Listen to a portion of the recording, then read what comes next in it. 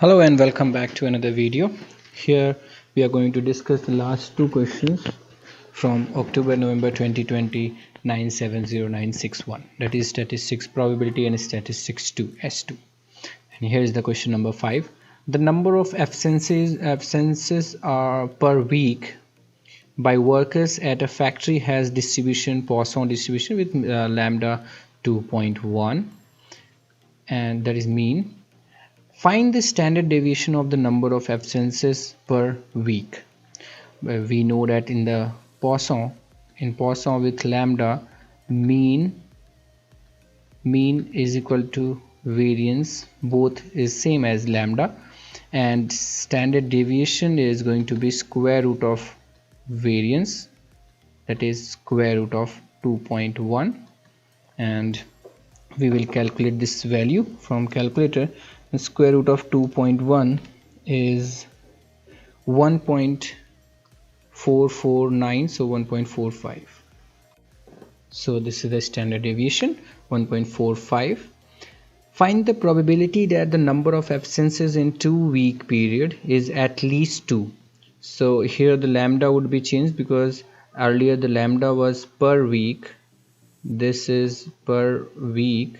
Now we are talking about 2-week periods, so it would be 2 times the previous lambda 2.1, so it becomes 4.2, and so we can take x as this random variable and we'll write it as 4.2. The probability, hence we will write it as x is greater than or equal to 2 because it is at least 2, and we will find it by 1 minus probability of x is less than or equal to 1, and that is 1 minus e raised to the power minus lambda 1 plus lambda over 1 factorial, because it is e raised to the power minus lambda into lambda to the power r over r factorial, so it becomes 1 minus e raised to the power minus 4.2 into 1 plus 4.2. So this value will be 0.92203 and so on, so it is still 3 significant figure is 0.922. that is the probability. Let's discuss the next part. Find the probability that the number of absences in 3-week period is more than 4 and less than 8. So again we are talking about 3-week period, so the new lambda would be 3 times the average rate for one period, that 1 week, that is 2.1, so it becomes 6.3.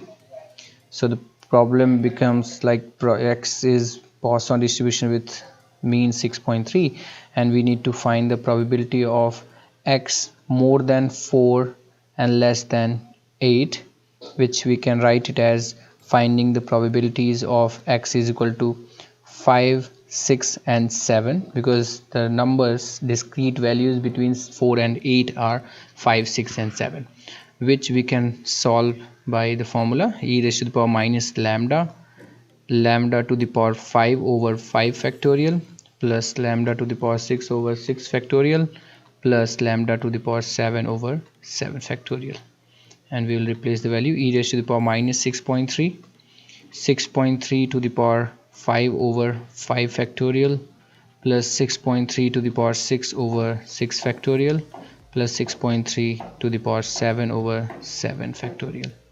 Now we will calculate, and this value is 0.4548 and so on, which will be till 3 significant figure is 0.455. so that's the value. Let's discuss the next part. Following a change in working conditions, the management wished to test whether the mean number of absences has decreased. Okay, so one tail. They found that in a randomly chosen 3-week period, so lambda would work as 6.3, there were exactly 2 absences. Carry out the test at 2% at 10% significance level. So first of all we'll write h naught as lambda, the previous lambda, that is 6.3, and h 1, the alternative hypothesis is decrease, so less than 6.3, and the test value is r is equal to 2. So we'll write reject h naught if probability of x less than or equal to 2 is less than 10%, means 0.10. So we need to calculate this, and if it is less than 0.10, we'll say that it has been decreased. We have the enough evidence to say that the mean has decreased. So we'll find out probability of x is less than or equal to 2, means x is equal to 0, 1, 2, and that is e raised to the power minus 6.3 into 1 plus 6.3 plus 6.3 upon 2 factorial. And now let's calculate this value. So this is 0.0498 and so on. So we can see that this is going to be less than 0.10, hence we'll reject h naught. So we'll write there we have enough evidence that the mean number of absences has decreased. So there is enough evidence that mean number of absences has decreased. I hope it is clear. Let's do the next question. Here is the E part, that is the last part of this question. State with a reason which of the errors, type 1 or type 2, might have been made in carrying out the test in part D. So since it was reject h naught, so we have the case of rejection only in this portion, one tail here or one tail here, and since we are rejecting, so we can commit a mistake of type 1 error, not type 2. Type 1 error is possible. Type 1 error is possible. Here is the question number 6. The time in minutes for engine's journey to work on Mondays has mean 38.4 and standard deviation 6.9. Find the probability that engine's mean journey time, so we are going to focus on the mean, for a random sample of 30 Mondays is between 38 and 40 minutes. So if we are going to talk about the mean journey time, we first of all we'll write x as the it is given that x, let's say x can be any continuous variable. It is not mentioned that it is going to be normal distribution, so it's like any distribution, and x is continuous, and for this x mean we can take mu this as 38.4 and standard deviation given as 6.9. but since the values, this data, even n value is more than 15, we can talk about it as the, with the help of CLT, central limit theorem, we can approximate this by approximate the mean journey time by the normal distribution, and that will represent it by x bar. And for that, the parameters, that is going to mean and random mean and variance, would be same as the previous. Mean is going to be same as the previous mean, that is 38.4, but the variance would be 6.9 square upon the value n. Here it is n, so size of the sample. This is going to be the sample mean, and it is going to be normal distribution by CLT, by central limit theorem. This is going to be a normal distribution. So we will find the probability of x bar in between 38 and 40 minutes.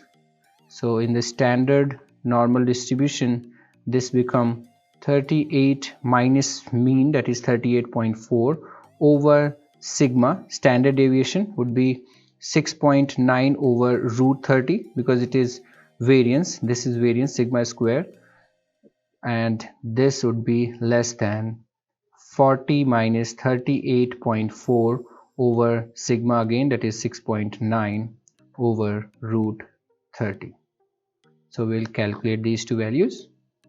So this value is going to be minus 0.3175 and less than z, and less than, this is positive value, 1.270.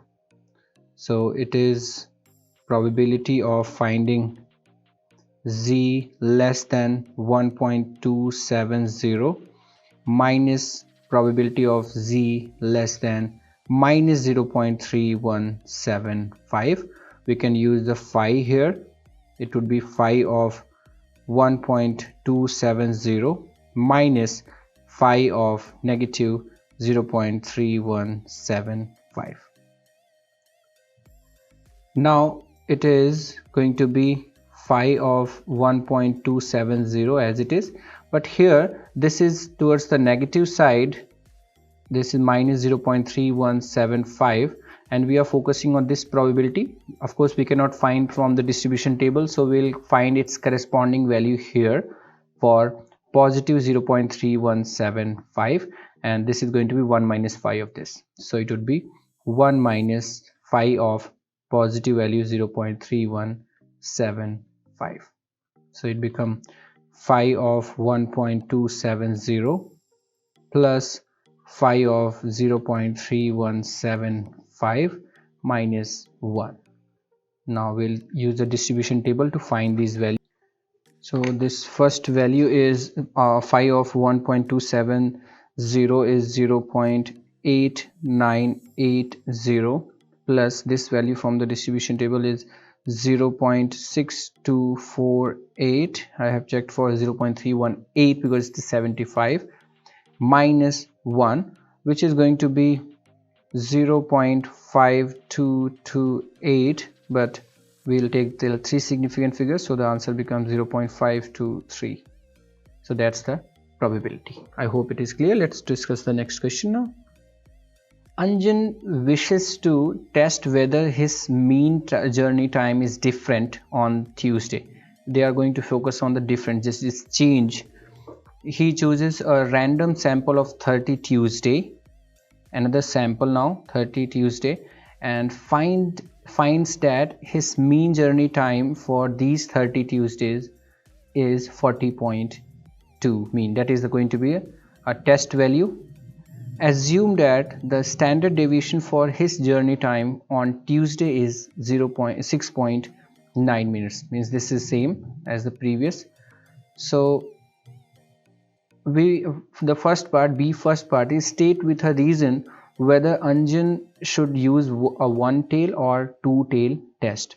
So since it is a change, there Anjan seeks for a change in mean. So no increasing, not decreasing, so, or we can say in mean neither increasing nor decreasing, hence two tail, a two tail test would be. Now let's discuss the second part. Carry out the test at 10% significance level. So since it is a normal distribution, because we can see it is 30 Tuesday, more than 15, and by CLT if we are talking about the mean time, so we can take it as a normal, and in 10% significance level we are going to deal with the confidence interval first of all. So 10% different, of course we are talking about different, that is change. So 10% would be divided into two parts, 5% here, 5% here. So we can do this question in two ways. We have to check for 40.2 minutes. So if this confidence interval, this is going to be the confidence interval, and if 40.2 lies in this interval, then we can say that we are going to accept. It is the acceptance region, so we are going to say that the mean journey time is not different, that is going to be same. If it is falling here or here, we can say that it is different. So we'll write h naught first of all, and h naught is the mu is same, that is going to be 38.4, and h naught is h1 is mu is different than this, so not equal to 39.4, and the test value is going to be x 40.2. now we have two ways to calculate. One is to find the probability of this less than 40.2 and get the value if this probability is more than 5%, or the other one is find out the interval, find out the lower limit and upper limit of the confidence interval, and see if 40.2 lies in this or lies in between these two interval. So I'll do by the second method. I'll find this confidence interval with this, and we'll check whether 40.2 lies in this interval or not. So here this lower limit, we know for 5% this total become 95, and z for the 95% is 1.645.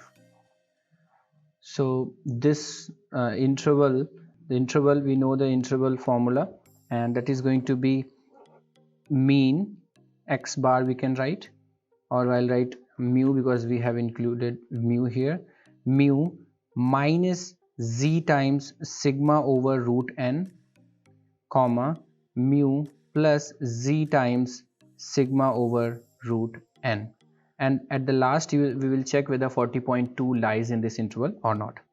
So let's calculate this. Mu minus z into sigma over root n is going to be 38.4 minus 1.645 times sigma is 6.9 given, over root n, that is root 30, and this value we will calculate from calculator, and it is 38.4 minus 1.645 times 6.9 over root 30.